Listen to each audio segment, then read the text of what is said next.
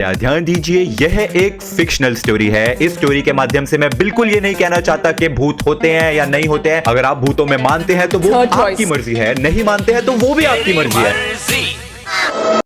India's most haunted Mehandipur Balaji temple. Mehandipur Balaji Rajasthan में बना एक पावन मंदिर है जो पूरे इंडिया में फेमस है भूत भगाने के लिए। इस मंदिर में हनुमान जी की पूजा की जाती है, पर ऐसा कहा जाता है कि कोई भी इंसान किसी इविल स्पिरिट या भूत पिशाच से पोजेस हो जाए तो उसे ठीक होने के लिए मेहंदीपुर बालाजी मंदिर ले जाना चाहिए। मगर तब क्या होगा जब बालाजी के आसपास भटक रही आत्मा ही किसी इंसान को अपना शिकार बना ले। अर्शी एक स्ट्रगलिंग फिल्म मेकर थी जो न जाने कितने वक्त से अलग अलग प्रोड्यूसर्स को कांटेक्ट करके उनसे काम मांगने की कोशिश कर रही थी, मगर छोटे मोटे काम के अलावा अर्शी को कोई काम नहीं मिल पा रहा था। तभी उसके एक दोस्त ने उसे बताया कि एक प्रोड्यूसर को अर्शी का काम बहुत अच्छा लगा है और वो एक बहुत बड़ा प्रोजेक्ट अर्शी से कराना चाहता है। ये सुनकर अर्शी की आंखें खिल उठी। उसे लग रहा था कि शायद वो जो ब्रेक इतनी बुरी तरह से ढूंढ रही थी वो अब उसे मिल जाएगा। वो अगले ही दिन उस प्रोड्यूसर से मिलने चली गई। उस प्रोड्यूसर ने बिना कुछ ज्यादा देखे और पूछे अर्शी को वो प्रोजेक्ट दे दिया। अर्शी बहुत खुश हुई थी क्योंकि उसे उस काम के अच्छे खासे पैसे भी मिल रहे थे। उस प्रोड्यूसर ने अर्शी को बताया कि उसे मेहंदीपुर बालाजी जाकर एक रियल डॉक्यूमेंट्री शूट करनी होगी। इस काम के लिए उस प्रोड्यूसर ने अर्शी को 10 दिन का टाइम दिया और उसके साथ 5 लोगों की टीम भी दी।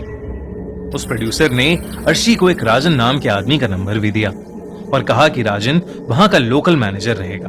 अगले ही दिन अर्शी अपनी टीम और राजन के साथ मेहंदीपुर बालाजी मंदिर के लिए निकल गए। भारत मुझे लगता है कि इकलौता देश होगा जिसमें हर एक मंदिर के अपने रहस्य और अजूबे हैं। मेहंदीपुर बालाजी हो या अयोध्या का राम मंदिर। 2017 के इस आर्टिकल के अकॉर्डिंग अयोध्या राम मंदिर की प्रेडिक्शन एक एस्ट्रोलॉजर ने सुप्रीम कोर्ट के वर्डिक्ट से 2 साल पहले ही कर दी थी। प्रेडिक्शन थी कि 2024 के जनवरी महीने में मंदिर बन जाएगा और ठीक ऐसा ही हुआ। इसके बाद मुझे भी क्यूरियोसिटी हुई कि मैं अपने बारे में कुछ जानूं, तो मैंने एक दिन ऐसे ही एक ऐप एस्ट्रोटॉक डाउनलोड कर लिया और फिर एक बहुत ही माइंड ब्लोइंग चीज हुई। वहां मैं एक एस्ट्रोलॉजर पल्लवी जी से बात कर रहा था। इससे पहले कि मैं कुछ पूछता, उन्होंने तुरंत ही मेरा डेट ऑफ बर्थ और टाइम पूछा। उसके बाद उन्होंने तुरंत बता दिया कि मैं वीडियो प्रोडक्शन और फिल्म्स रिलेटेड फील्ड में काम करता हूँ। उन्होंने मेरी लाइफ के बारे में ऐसी ऐसी चीज बताई जो शायद सिर्फ मुझे मालूम थी। सच कहूं तो मैं हैरान रह गया था क्योंकि मैंने ना तो अपना नाम, ना नंबर और ना ही कोई पिक्चर शेयर की थी। फिर क्या, मैंने उनसे सब कुछ पूछ लिया 2024 के बारे में कि ये साल कैसा जाने वाला है, मेरा करियर, मेरे फाइनेंसेस, मेरे पेरेंट्स की हेल्थ के बारे में सब कुछ। एक्चुअली हम लोग अक्सर अपनी लाइफ में डाउट्स और इश्यूज से घिरे रहते हैं। रिलेशनशिप में कब आएंगे, उसका लॉन्ग टर्म स्कोप क्या है, करियर में कब सेटल होंगे, जॉब कब लगेगी, शादी किसके साथ होगी। अगर आप भी इन सभी सवालों के जवाब में फंसे हो तो एक काम करता हूँ, मैं एस्ट्रोटॉक ऐप का डाउनलोड लिंक डिस्क्रिप्शन और पिन कमेंट में डाल देता हूँ, वहां से डाउनलोड कर लेना। पहली चैट भी फ्री मिल जाएगी इस लिंक से। अब कहानी आगे कंटिन्यू करते हैं। अर्शी मेहंदीपुर बालाजी मंदिर पहुंच गई थी, लेकिन मंदिर पहुंचते ही अर्शी को एक अलग ही सेंसेशन फील होने लगी। वो एक्साइटेड तो थी, मगर उसके साथ साथ उसे एक अजीब सी बेचैनी फील हो रही थी। अर्शी और उसकी टीम शूट शुरू करने से पहले मंदिर को अच्छे से देखना चाहते थे। जब अर्शी मंदिर एक्सप्लोर कर रही थी तो अर्शी ने वहां ढेर सारी डिस्टर्बिंग चीजें देखी। आंगन में कुछ औरतें बैठकर अजीब सी हरकतें कर रही थीं। कोई औरत चिल्ला रही थी, कोई पागलों की तरह बस हंसे जा रही थी। उन्हीं में से एक औरत ने अर्शी की तरफ देखा और वो अचानक ही हंसते हंसते रुक गई और फूट फूट कर रोने लगी। अर्शी वहां से तुरंत आगे चली गई। चलते चलते अर्शी मंदिर के बीच में लगे पेड़ के पास आ गई। उसने देखा कि वहां एक बूढ़े बाबा बैठे ध्यान में लगे थे। अर्शी वहां से जा ही रही थी, पर तभी बाबा ने उसे आवाज लगाई। अर्शी एकदम से चौंक गई और वहीं रुक गई। उन बूढ़े बाबा ने आंखें खोली और अर्शी को घूर कर देखा। उन्होंने उससे कहा, बालाजी के मंदिर में कई चमत्कार भी होते हैं, लेकिन कई खौफनाक चीजें भी। ये कहते ही वो बाबा अजीब ढंग से हंसने लगे। अर्शी के साथ मौजूद राजन उसे वहां से ले गए। राजन ने अर्शी को बताया कि अगर कोई उसका नाम पुकारे तो पलट कर नहीं देखना। मंदिर के अंदर जो प्रसाद मिले उसे घर लेकर बिल्कुल भी मत जाना। अर्शी ने ऐसी बातें पहले भी सुनी थी। उसकी माँ उसे बताया करती थी कि बालाजी मंदिर में भगवान की बहुत ही ताकतवर शक्ति है जो लोगों को शैतानी काली शक्तियों से बचाती है। लेकिन अगर किसी इंसान ने बालाजी मंदिर के नियम तोड़े तो वो काली शक्तियां उस इंसान को हमेशा हमेशा के लिए जकड़ लेती हैं।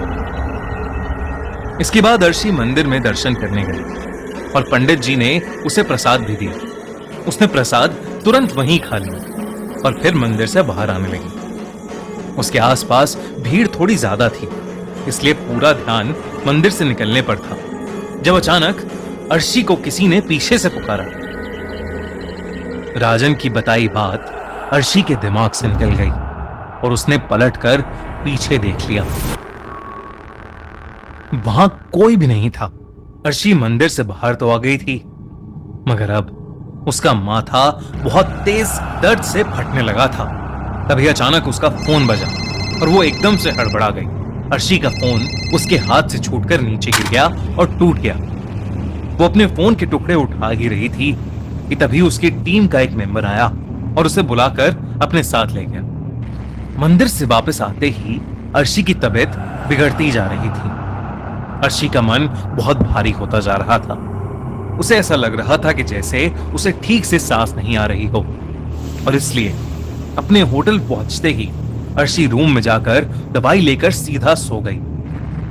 सोते सोते अचानक ही अर्शी को एक सपना आया जिसमें एक काला साया अर्शी का गला दबा रहा था। अर्शी को ऐसा लगने लगा जैसे उसका दम घुट रहा हो।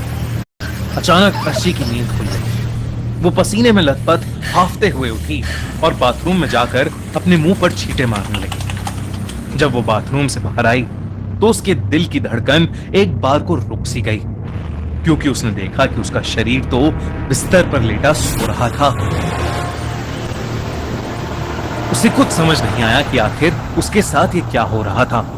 वो बार बार अपने शरीर को छूने की कोशिश कर रही थी, मगर किसी हवा के झोंके की तरह उसका हाथ शरीर से आर पार हो रहा था। अचानक ही उसे एक अजीब सी आवाज आने लगी, किसी के बहुत तेज सांस लेने की आवाज। अर्शी ने मुड़कर देखा तो उसके बाथरूम की लाइट्स फ्लिकर हो रही थी। वो बाथरूम की तरफ गई तो वहां कोई भी नहीं था, मगर वो जैसे ही मुड़ी उसने देखा कि उसका शरीर अब बिस्तर पर बैठा हुआ था।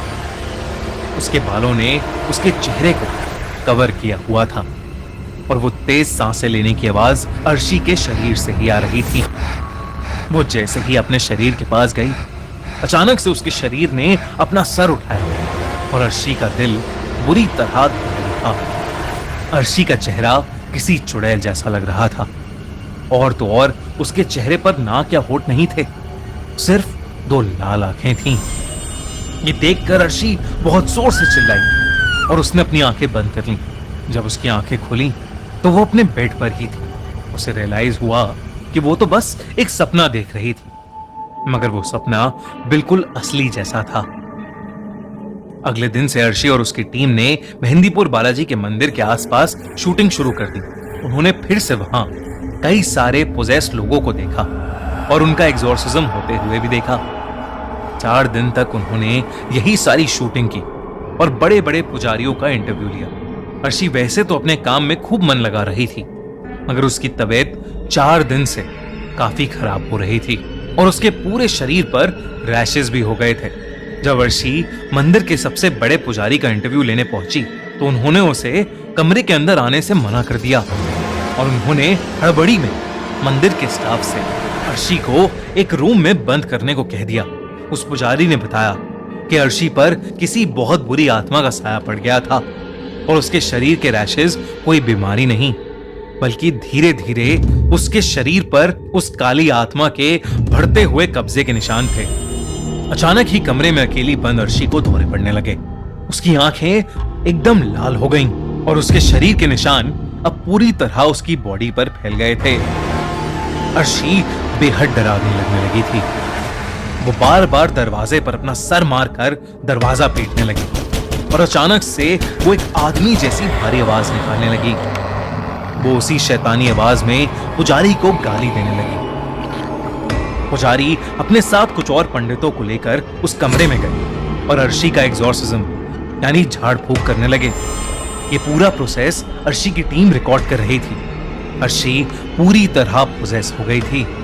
वो बार बार अपना सर जमीन पर पटक रही थी। अचानक ही अर्शी बिल्कुल कंट्रोल से बाहर हो गई।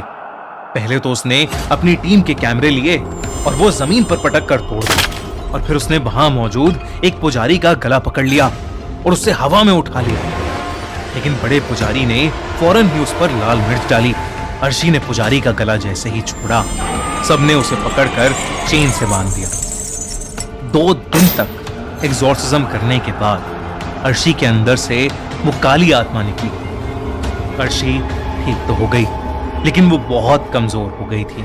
उसे अपना एग्जॉर्सिज्म बिल्कुल याद नहीं था, मगर अपनी टीम की बातें सुनकर वो हैरान रह गई। इस इंसिडेंट के बाद अर्शी को उस डॉक्यूमेंट्री प्रोजेक्ट से हटा दिया गया और अर्शी ने फिल्में बनाने का सपना हमेशा हमेशा के लिए छोड़ दिया। पर अर्शी कभी समझ नहीं पाई कि उसके साथ ये सब क्यों हुआ और कैसे। आपको क्या लगता है?